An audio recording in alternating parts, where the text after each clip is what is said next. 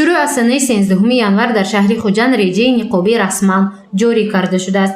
Реҷаи ниқобӣ асосан дар муассисаҳои таҳсилотию томактабӣ ва ҳамчунин тандурустӣ ҷорӣ гардидааст. масъулини маркази назорати давлатию санитарии эпидемиологии шаҳри Хуҷанд мегӯянд, дар ҷойҳои ҷамъиятӣ пӯшидани ниқоб ҳатмист, зеро бемориҳои вируси тариқи ҳавову қатра мегузаранд. ҳадаф аз ҷорӣ намудани реҷаи ниқобӣ пешгирии бемориҳои сирояткунанда, аз ҷумлаи зуком, беморӣ ба зуком монанд, бемории шадиди роҳи нафас ва коронавирус маҳсуб меёбад. умуман агар теъдоди бемориҳои шадиди роҳи нафасро гирем нисбат ба ҳамин давраи соли гузашта, яъне агар як ҳафтаи мо ба назар гирем, як миқдор яъне ба 100 ҳодиса бемориҳои шадиди роҳи нафас зиёд ба қайд гирифта шуд ва аз ин миқдор агар 520 ҳодисаи бемории шадиди роҳи нафас ба қайд гирифта шуда бошад, аз онҳо 400 нафар ба кӯдакони то синни 14 сола рост меоянд.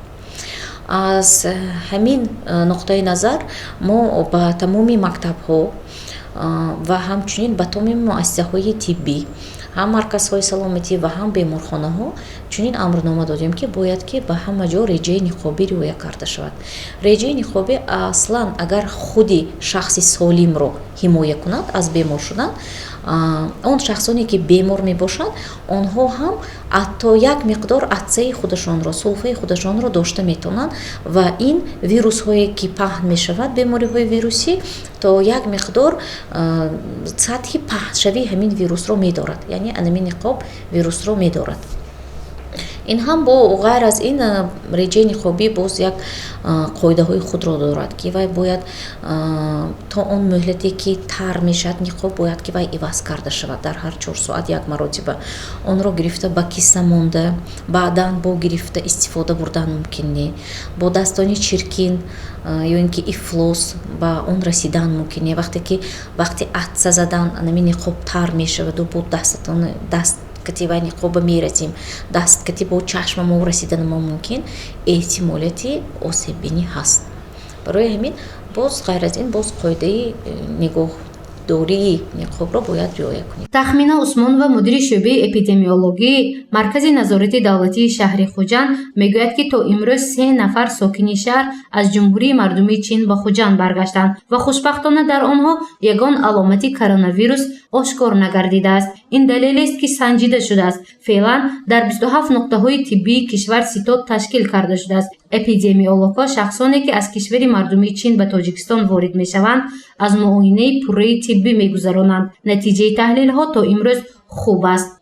коронавирус ҳам ин яке аз зернамудҳои вирус ҳисобида мешавад, яъне ин ҳам бемории вирусӣ, ҳам коронавирус, ҳам бемории зуком ва ҳам бемории шадиди роҳҳои нафас, ки яке аз барангезандаҳош ин ҳам вирус шуда метавонад. албатта яке аз ҷиҳатҳои асосии пешгирӣ ин пӯшидани ниқоб ва ҳамчунин ғайр аз пӯшидани ниқоб риоя кардани масофаи байни муошират. яъне агар ки масофаи бо мо аз 1 метр зиёдтар бошад, ин то каме бошад ҳам эҳтимолияти сироятёбиро кам мекунад. навбатдории шабонарӯзӣ ташкил карда шудааст ва он шахсоне ки аз ҷумҳурии Хитой омада истоданд, ҳарчанд ки аз 23 январ аллакай хати ҳавопаймоии Чин ва Тоҷикистон боздошта шуда бошад ҳам, асосан донишҷӯён аз ҷумҳурии ҳамсояи Ӯзбекистон тариқи ҳамин хел хатсайр, яъне аз Чин ба Тошканд, баъд ба ҷумҳурии Тоҷикистон ворид шуда истоданд. дар асоси ҳамин амрнома ҳар яки онҳо дар зери назорати қатъии духтурони оилавӣ қарор доранд ва дар ҳолате ки агар ягон нишонаҳои беморӣ ба монанди сулфаи хушк ё ин ки таби баланд ё ин ки шамолкашӣ агар ба мушоҳида расад, онҳо ҳатман ба муассисаҳои тиббӣ ва беморхонаҳои касалиҳои сироятӣ бояд ки муроҷиат намоянд.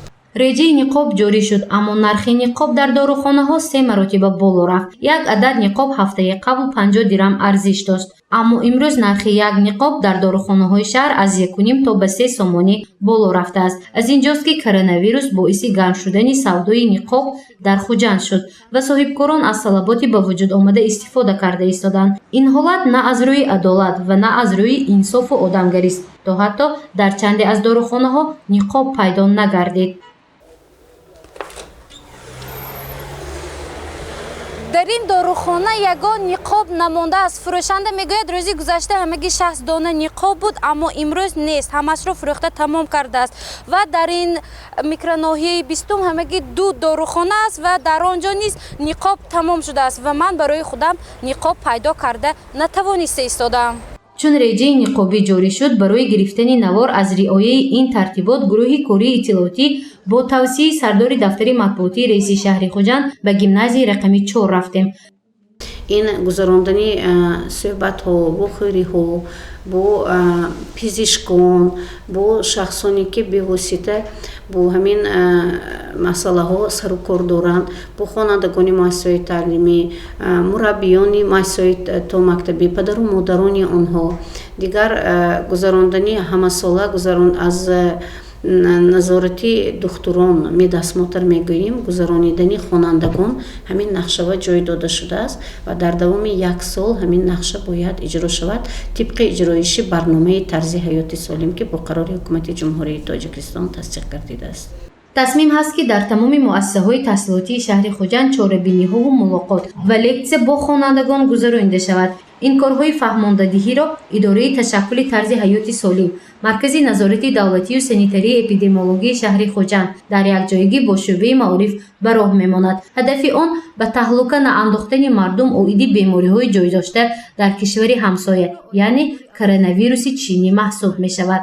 аз бемории коронавирус ки сарчашмаш шаҳри Ухани ҷумҳурии мардумии Чин аст, то ба имрӯз 213 нафар дар ин кишвар фавтиданд. тахминан 9700 нафар гирифтори ин беморӣ шуданд. беморӣ имрӯз на танҳо дар ҷумҳурии халқии Чин, балки дар кишварҳои Аврупо, аз ҷумла Фаронса, Олмон ва Италия расман ошкор гардид.